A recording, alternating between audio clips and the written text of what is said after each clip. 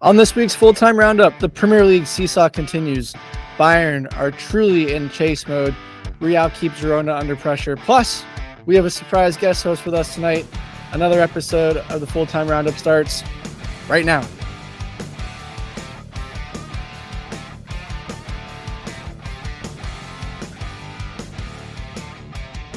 And welcome into the latest edition of the full-time roundup. I am Matt Gesslin, as always. A little surprise for you guys tonight. Daniel, of course, is channeling his inner Captain Jack Sparrow and sailing around the world on a holiday cruise with his family. And so we have enlisted the services of not only then one of our good friends, John Hayes from the Charlotte Soccer Show. John, thank you so much for joining us tonight. Good to see you as always. I know it's virtual because it's absolutely disgusting here in Charlotte tonight, but again, great to see you and thanks for doing this with us. I'm here for the Pirates of the Caribbean reference in the first couple of minutes of the show. That means things are going to go very well on today's podcast because I'm coming in here with a lot of hot takes about European soccer. I've been watching all season, and I'm pumped to get the call out of the bullpen to fill in for Danny Brackett's so I can hang out today and talk some Prem and other leagues with you. Well, we love it. We love having you. We love talking footy with you. We've done this for a long time. The two of us, of course, this is the first time we've had you on the pod, but hopefully not the last. Going from when we were watching these games as we were covering the other football to now we get to talk about them ourselves is full circle and gotta love it. So with that, I want to jump right in, John. Of course, you mentioned Premier League, that's where we always start each week with our rundown of things. And so the first game on the list, of course, was the big one this morning that put Arsenal atop the table. I know it's painful for you to say as a Spurs fan, but Arsenal now are atop the table. Were you able to check this one out? Was, of course, Arsenal versus Brighton, two very high-powered flying teams going into this one. Well, here's the thing. I mean, it's not that painful for me because, I'm a Spurs supporter, but at the same time, I kind of respect what Arsenal is doing. All or nothing with Arteta. I know people are on one side or the other when it comes to Arteta. I think he's a great motivator, and the fact that Arsenal wins this game 2-0, keeps a clean sheet to me is the most impressive thing, right? Where he needed to have an organized team, and they looked, in my opinion, Arsenal was the best looking squad on this match day in the Prem. Yeah, they came out flying, putting Brighton just completely under pressure from the start, and you felt like they couldn't get out. Of course, you have Declan Rice and Martin Odegaard who are capitalizing on those balls coming from the back and jumping in and really keeping Arsenal under continuous pressure for that first 30 minutes. It felt like the floodgates were going to open. Of course, Martin Odegaard continues to just be one of the best players on the field, and John, this one felt, like you said, a clean sheet. We talked about it a couple of episodes ago where Arsenal felt like they had 20 minutes or so where they dominated, but this felt like an actual team that dominated from start to finish, like a real title contender after this one. Yeah, and against a Brighton squad that has gotten a lot of praise this season, a Brighton squad that De Zerbi people say he's doing such a great job with, and it's always a tough bit of competition when you come up against Brighton. But today Arsenal made it look like Brighton was a middle table, bottom table team. No chance at Arsenal. And for me, Arsenal has always been in the race for the title. When you think back to last season and now the way the 2023-24 season has started, dude, think about this. Like, Arsenal is in better form than City. So if you just continue to build those months out, it's actually Arsenal who is now ahead of the pace when compared to Manchester City. Yeah, and you talked about that, and of course last year the race that was kind of starting now, you figure was City kind of looking at 6 points around this time of year last year as well, and then they made that run going into the beginning of New Year. So could that be something to keep an eye out for? But you were right. Arsenal got better. They improved. They recognized what they had to do this year to keep up with City, and they really are starting to look like that dominant team. Of course, Brighton had a chance here late, John. Pascal Gross almost equalizes, and then right away you go back down the field and Gabriel Jesus puts the header into the back of the net, and it's game over from there. So this was almost kind of one of those games where it felt like they dominated, but they didn't put them away. And sometimes good teams like Brighton, who just need a moment, with players like Matoma and João Pedro, they only needed one opportunity and they almost got it in this one. Two players for me, Matt, stick out on Arsenal's side, and it's David Raya and it's Gabriel Jesus, who you already mentioned.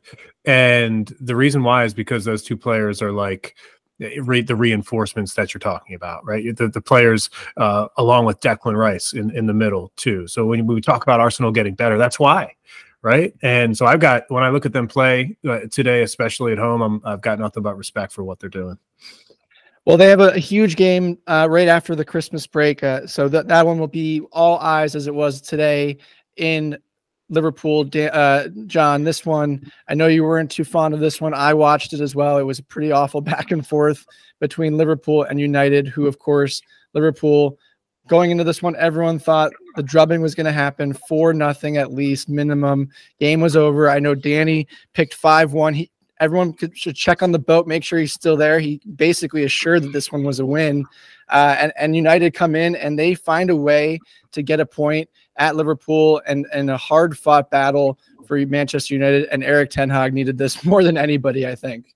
I think it was like 30 minutes into the match, and Liverpool already had 6 corners, and Manchester United had 0, which, by the way, I think Manchester United finished with 0 corners in this match. It was just a total onslaught. And after the match, Erik ten Hag was proud of the achievement, right? He set his team up to go to Anfield and get a draw, and he did that. So I guess props to him for that. And the fact that Liverpool didn't score at home against a Manchester United team is pretty shocking. Did you expect them to score in this one? I mean, Danny Brackett's had him with 5. I mean, the game. He didn't even think this game needed to be played. He said this one's done. 5-0, 5-1. I to your point though, it felt like the first 30 minutes felt like this was going to be another 7-0. But then when Liverpool couldn't get over that hurdle, I think it was like the first 10 minutes of the second half, I texted Jared, a buddy of mine that that I talk about with United, and I said, you guys are going to get something out of this one. And that was, it just felt like something wasn't right. Like Liverpool was missing that last little bit to put away Manchester United. And like you said, credit to Manchester United and what Erik ten Hag and his men were able to do. They earned a hard-fought point. Was not expecting it. And of course, a lost opportunity for Liverpool at home where they haven't lost or dropped points all season long. And, Jurgen Klopp kind of predicated this going into this one, of course, hold the phone. It's still Manchester United, but you'd have to be a little disappointed, even if you're Jurgen Klopp inside, maybe within the boys, you're saying we should have won this one and not given them an opportunity here. Aside from Mo Salah, I really do think the Liverpool 11 leaves a little bit to be desired, right? Endo, who's playing in the middle, Szoboszlai as well. Okay, Gravenberch, is that who it is? The other midfielder? Yeah, and Endo, who was not very good again today. Endo was very poor and has been poor since he's been given the opportunity to start from Klopp. So I'm not sure why you don't start a Harvey Elliott there, who's been great coming off the bench and came off the bench again today and gave him a little bit of something. But he's got to be better than Endo at this point. No, I just thought that lineup was for a home match against Manchester United, based on some of the Liverpool. I guess I'll put it this way: up against Arsenal's 11 today, it was clearly Arsenal had the better squad. So when we're talking about the race for the title today, I feel like one of my biggest takeaways, and I hate to say this, stepping in for Danny Brackets, is that Arsenal is the much better squad than Liverpool, suited for the long run. Definitely would agree with you on that. Him and I have talked about that. At one point, he said they were a top 3 team in the world. We can debate that another time. Of course, you had Greg Evans on your show. Just of course, want to shout out your show. You and Danny Brams doing everything over there on the Charlotte Soccer Show. So folks, if you're not following or listening to those guys, please go check them out. You can also interact with them on X at For the Crown Baby. They do a fantastic job covering MLS as well as Charlotte FC primarily. We'll have some more stuff with those guys later. But, you mentioned on your interview with Greg Evans, kind of his opportunity and time. He was covering this Liverpool game. I'd be curious, afterwards what he thought of it if you get a chance to talk with him again. But also a beat that he covers very closely is Aston Villa. John, of course, they played today against Brentford. They continue to win. I think this is the surprising story of the Premier League this year for a lot of folks. Shout out to Daniel, who did have Villa in his top 4 in his preseason prediction. But Brentford is a strong top half of the table team, and Unai Emery's men continue to get it done. Ben Mee, the red card in the 71st minute, that's game changer. That's what changed this match. And Villa counters with 2 goals while they're a man up, and all of a sudden this dream of being top of the table, which they still can be by Christmas if they get one result to go their way.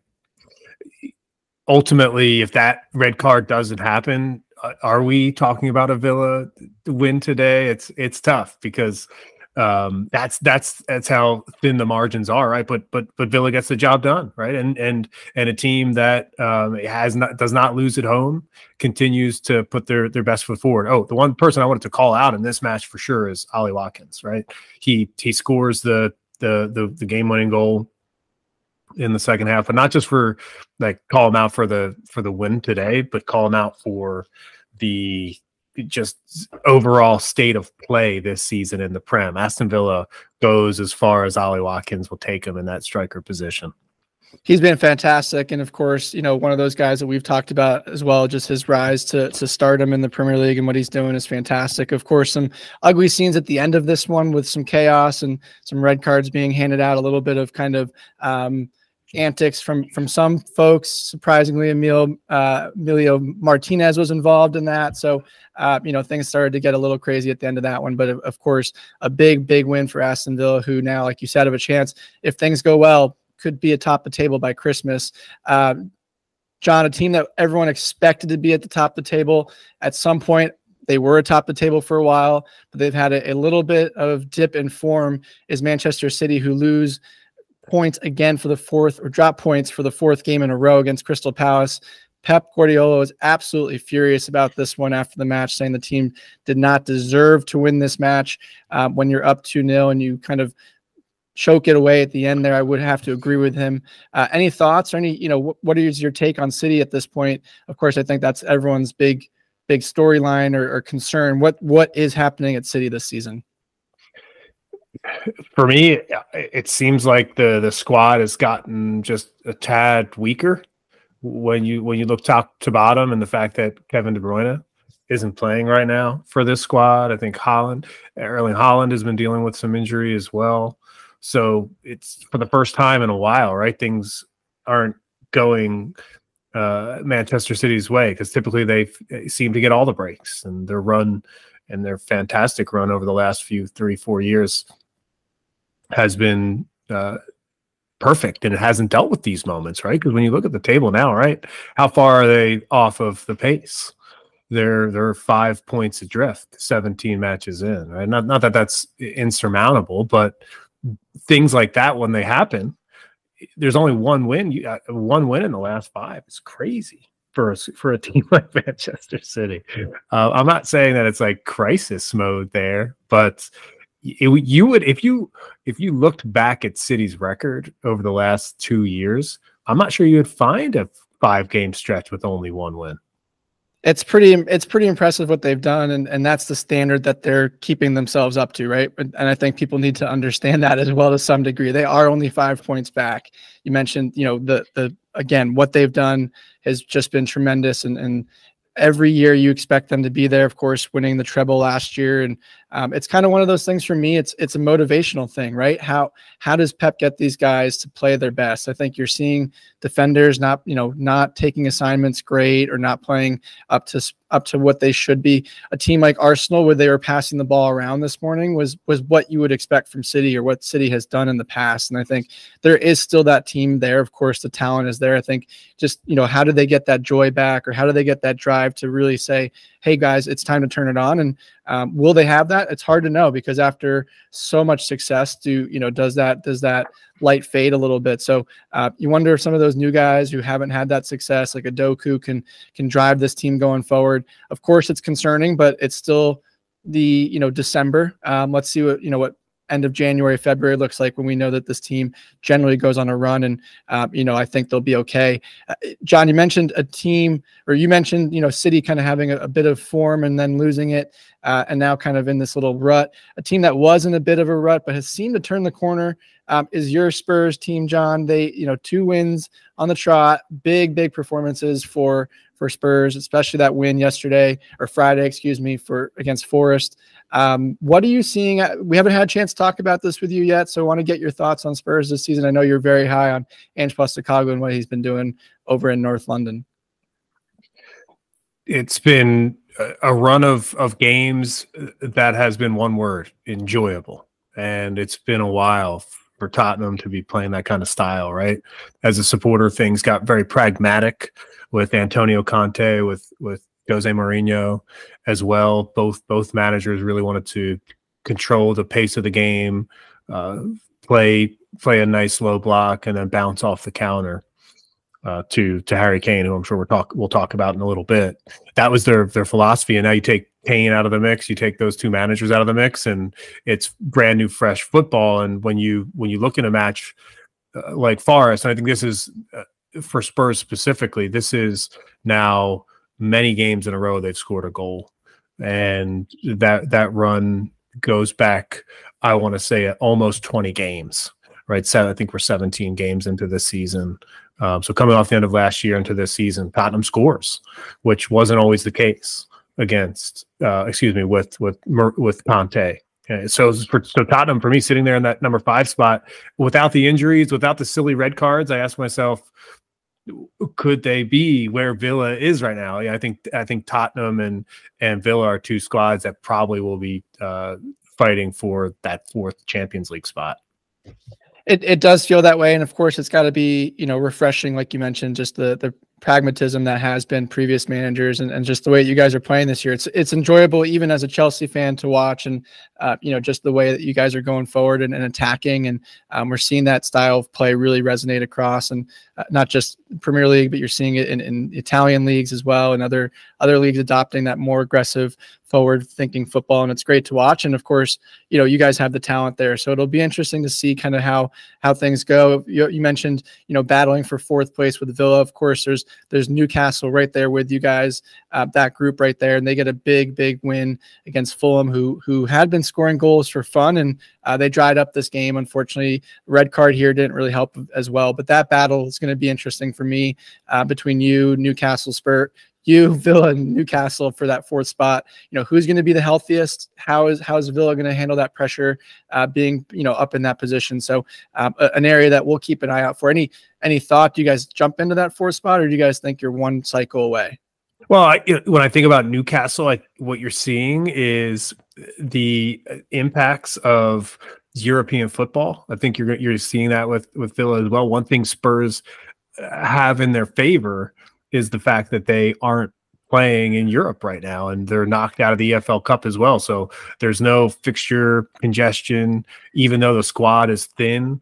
Right now, everyone seems to be heading into the match fully fit and ready to go, and that's just going to continue unless there's an FA Cup run. And Newcastle, though, at this point, they've been knocked out of Europe, right? Fully finished 4th in the group, so they're knocked out. So they might be able to get a bit of a reprieve, but I think they're playing Chelsea in the cup here soon, aren't they? Yeah, on Tuesday it'll be Chelsea versus Newcastle, so looking forward to that one. And you mentioned, they're out of Europe as well. A couple other teams. We try and focus a little bit on the bottom as well, John. I know, especially in the Premier League, it's a big talked about, relegation battle year in, year out, that promotion down. And we know that some championship squads that are near and dear to your heart that we may be able to get into at the end. But, at the bottom, of course, you had a really scary scene in Bournemouth versus Luton. Of course, Jake Lockyer is actually stable now, which is great to hear. And it seems to be alert after collapsing on the field with cardiac arrest. And big shout out and thank you to the support staff. Of course, we're not there, but you never want to see something like that happen. And they responded admirably and honestly probably saved the man's life again. So, big props to them. And again, he's okay as far as we know. Everton get a big result against Burnley. John, I'm not sure if you've been following the Everton, kind of debacle year, what they've been doing, but since the deduction in points, that was 5 games ago, all they've done is win 4 and lose 1 against Manchester United right out of it. They would be in the top half. They would almost be fighting with you guys in that spot for 4th place. Or would you not feel worried about an Everton based off what you're seeing, or are they just kind of a nice little story right now? Well, here's the good news: is that the next match, Sean Dyche and Everton play Tottenham. That's the next game on the fixture list. So, litmus test game. Dyche was honestly, he was at Spurs Forest on Friday before his match on Saturday, already getting a look ahead at Tottenham and what they were doing in that match. So it's a huge match for sure. That game coming up, and I've got respect for Everton because I know they've won 4. Here's a good question for you. I don't know if you can answer this, but it's either, is it 4 on the spin or 4 on the bounce? Which one is it? Is it 4 on the spin? It's 4 on the spin. They lost the first one, and then they've won the last 4. So yeah, 4 on the spin. And you mentioned, him in the stands on a Saturday or a Friday. No video gate here. He was just a fan. He was just observing, not taking any notes. Although you never know. But it'll be an interesting game, like you said, a big one for you guys versus Everton, who are making a move, and who knows if that point deduction will come off, at least maybe cut in half. Who knows? We'll hear and we'll see. But the last team in the bottom, of course, is Sheffield, who played my Chelsea, John. This felt like a relegation game, to be honest, between both teams. That's how bad Chelsea were. They somehow get the win.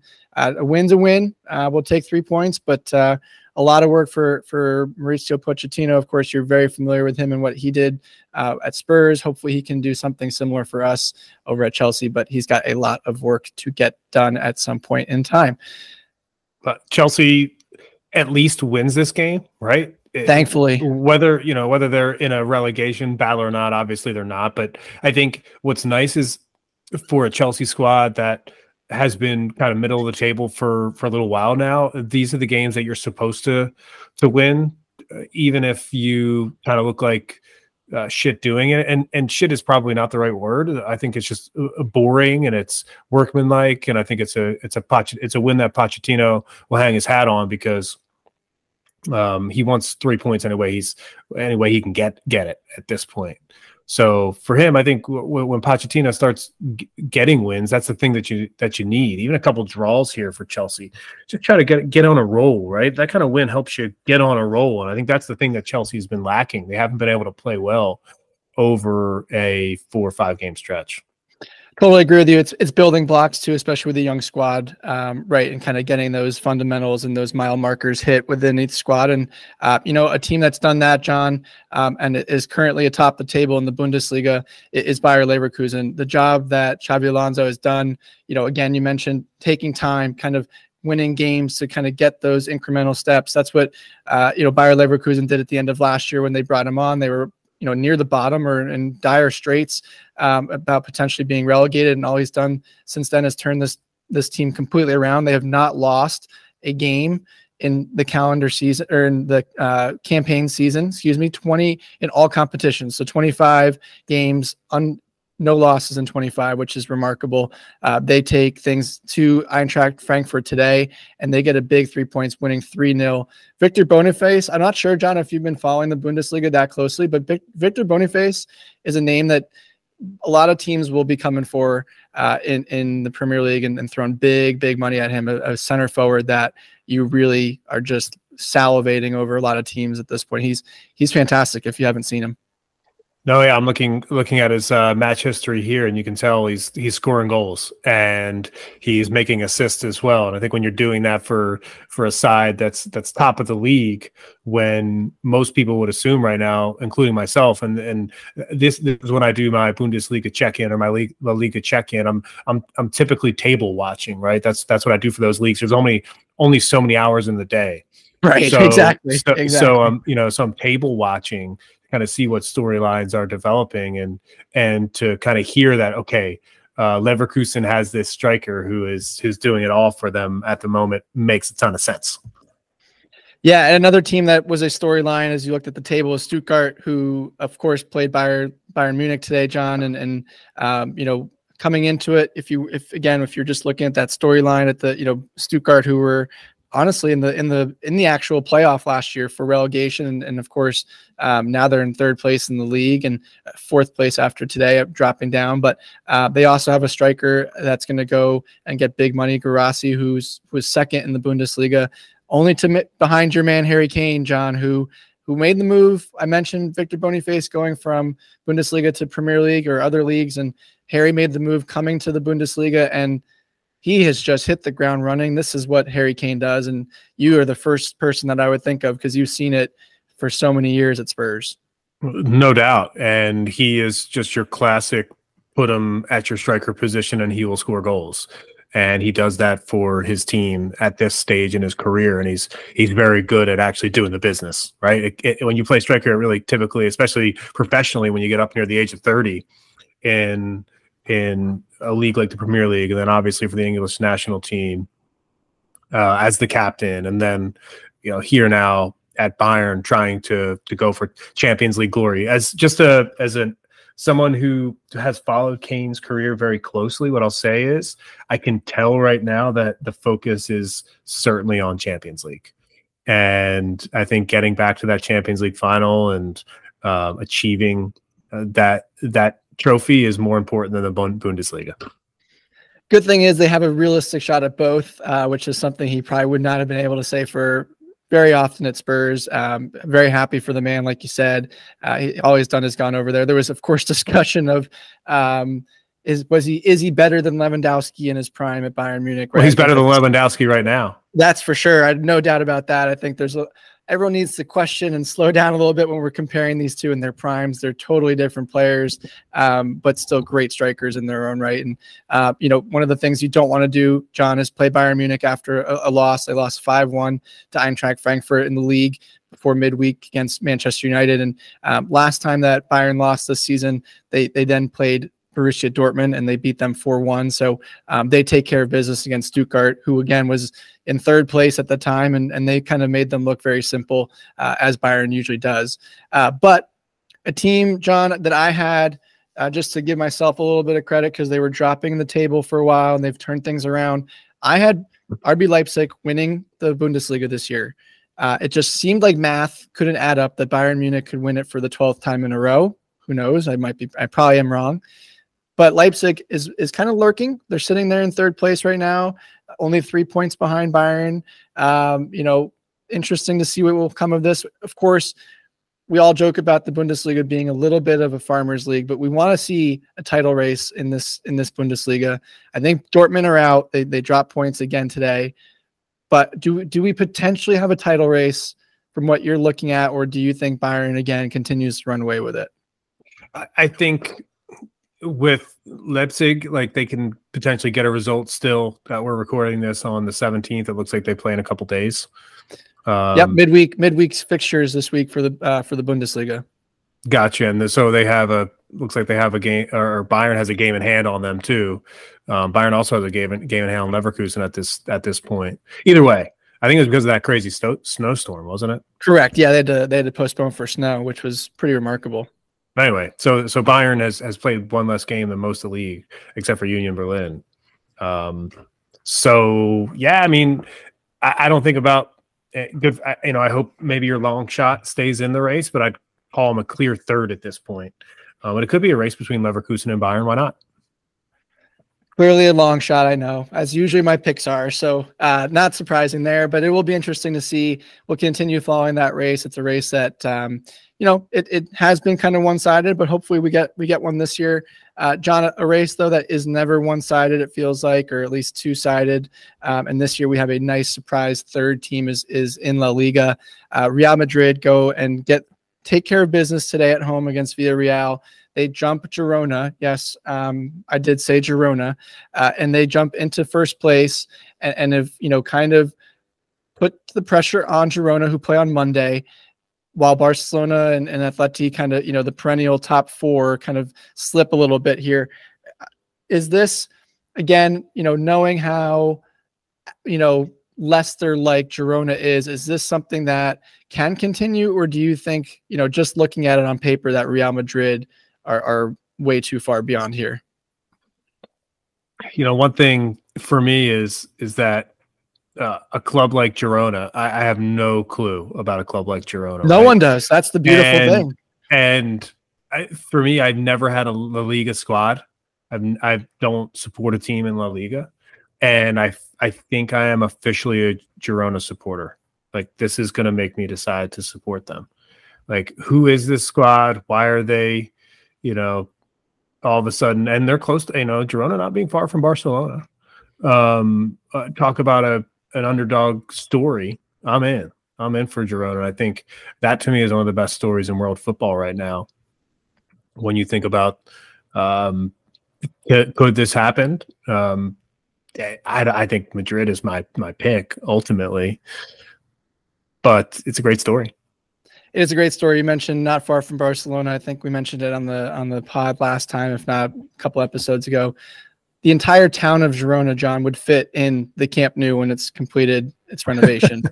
So 98,000 people are the entire size of the town of Girona. So when you say an underdog story, it's a great story. I'm with you, though. I said this the other day. I think it's a great story for a little bit longer, but I think Madrid ultimately, will rise to the top as they are right now. Barcelona continue to drop points here, John. This is a surprise. They've got the talented, roster that they do, and injuries and Xavi Hernandez coming back to the club and winning La Liga last year.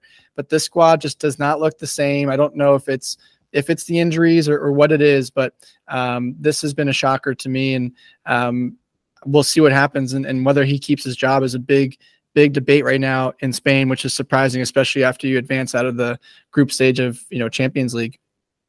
I'd expect Barcelona to advance out of the Champions League group stage. I would, just because, for me, that's a competition that suits them. But for La Liga, this is what Barcelona has been ever since the financial issues. And that to me is, I think, a huge part of this. Ever since Barca started to have financial issues, they just never have been the same on the pitch. Their transfer business has been probably subpar. And what ends up happening is that you draw against Valencia and you fall off the pace, and all of a sudden you're 7 points back of Madrid and you're 6 points back of Girona, who still has a game in hand right now. So I think that's more like the realistic modern Barcelona, knowing that they're going through these financial issues, which, by the way, I don't know when the end in sight is for those financial issues. All the levers, who knows with all the levers? There's so many levers. They keep pulling levers each day back there. And it will be interesting to see. Apparently they've gotten things a little bit under control. To your point, though, and that's kind of why I didn't think that they were going to get repeat title winners this year. It's just they have to pick one area to focus on. They have to focus on Champions League, or they have to focus on La Liga. They don't have the strength of roster just due to the finances and things you mentioned to play on multiple fronts. Of course, John, you mentioned already the midweek fixtures for the Bundesliga. La Liga will have those as well. Daniel and I are both off on Thursday, but we will have a fun special episode for you guys with John as well. So check that out on Thursday. We'll release that, and then of course we'll cover all of the midweek fixtures on the Sunday recap next week when Daniel's back, and we can get things covered there for you. But John, of course, as we do here, we have 2 more leagues to get through real quick, and thank you again for jumping in and joining the show. I've really enjoyed chatting with you, and I know some of these leagues are a little bit out of your line of sight, but it's just fun to talk football with you, and you've always got insight into everything. So the last, the big league I want to focus on is Serie A. We have a pretty favorable lead right now for Inter, who continue to stretch things against Juventus. They pick up 3 points against Lazio today, and Juventus dropped against Genoa on Friday, which was a big surprise. Lautaro Martinez continues to score goals, John. All he does is he's got 14 on the year. He's playing well for Argentina as well. This guy just never really made it in the Premier League, and then went to Serie A and has absolutely dominated. Any thoughts on why one doesn't, relate to the other. And I know we've seen this before in other players as well. I think he's motivated this year specifically, and here's my theory as to why. And why my genesis of this is the World Cup, right? Because with Argentina at the World Cup, he was underperforming. He didn't play as much as he would have hoped for, I think. And throughout the tournament, I think he missed a PK at some point, and he went into this Serie A season with, I think, a chip on his shoulder to be better, and he's had that opportunity there. And it's cool to see. And by the way, I know this specifically because in Danny Brams's World Cup pool, the shows over the summer, or I should not say over the summer, almost a year now. Winter time. Crazy to think. Yeah. The World Cup banter shows. Great time. Martinez was on my squad. I drafted Lautaro Martinez in the World Cup because I thought he was going to perform like this for Argentina, but he didn't, and now he's doing that for Serie A.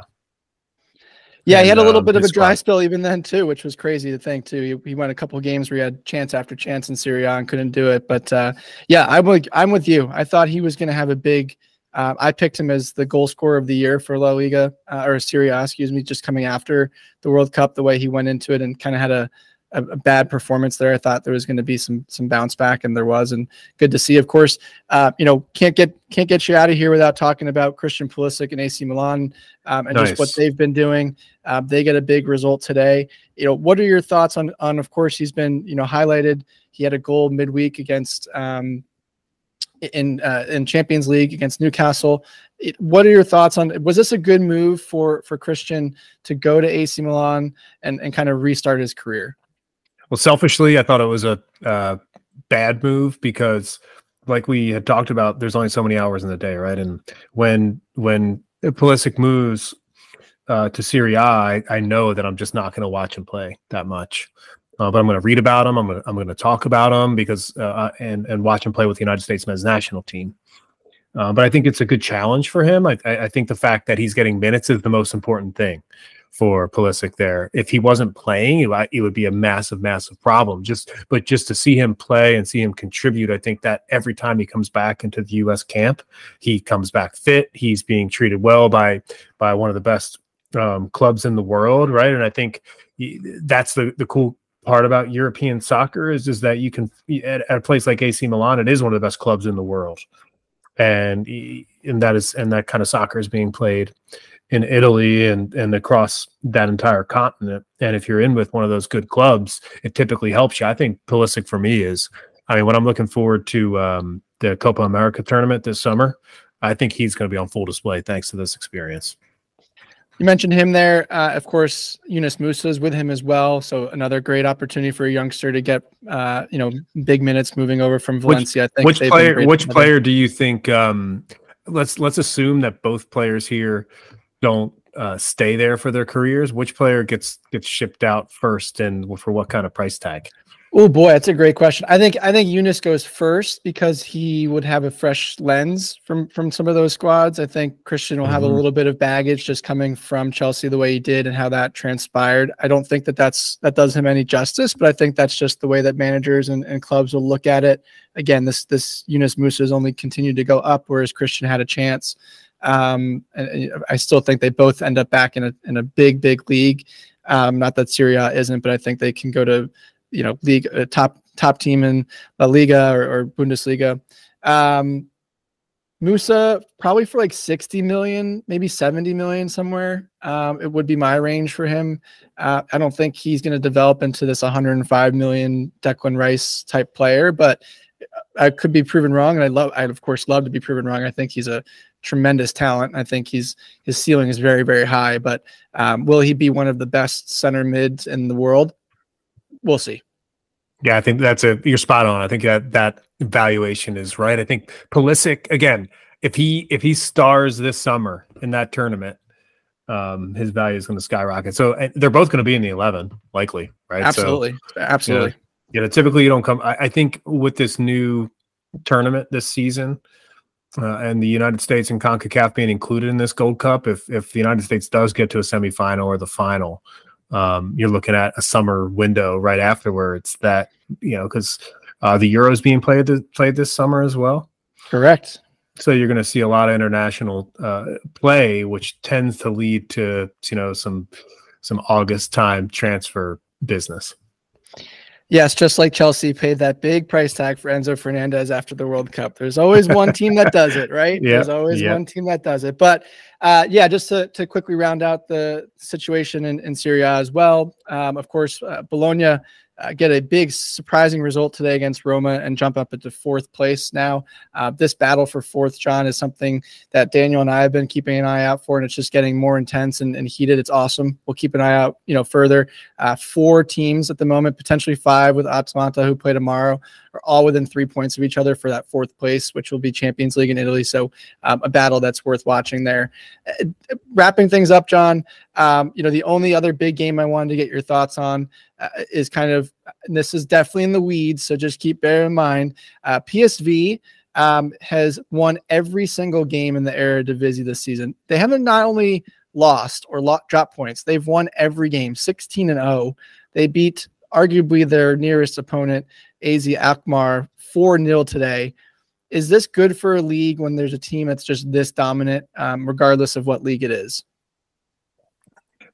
For me, it's case by case, right? I think it's not good for the league because it feels like the title race is wrapped up and you're playing for second. But that's why those qualification spots come into play on the table, and that's why I enjoy talking about the game and the way that the game works is these qualification spots that enter you into different tournaments and how you're playing for more than just the trophy.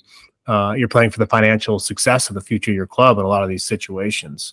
So for PSV, I'm not surprised to see any of that. What I am surprised to see is a goal differential of 50, 16 games in. That's pretty remarkable. That's pretty remarkable. Absurd. Yes, that's absurd.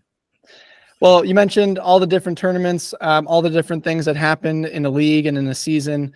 Of course, we had a special episode, like I mentioned earlier, that will be airing on Thursday. We round up the entire MLS season for you with John and Daniel from the Charlotte Soccer Show. John, a huge thank you for joining tonight. Really appreciate it. Love chatting with you as always about the game and just kind of catching up. And again, we'll have a special episode with these guys on Thursday. If you don't follow them or don't listen to their show, please go and check them out. Charlotte Soccer Show, wherever you get your podcasts. You can interact with them on X at For the Crown Baby. You can interact with us at Full-Time Roundup on X.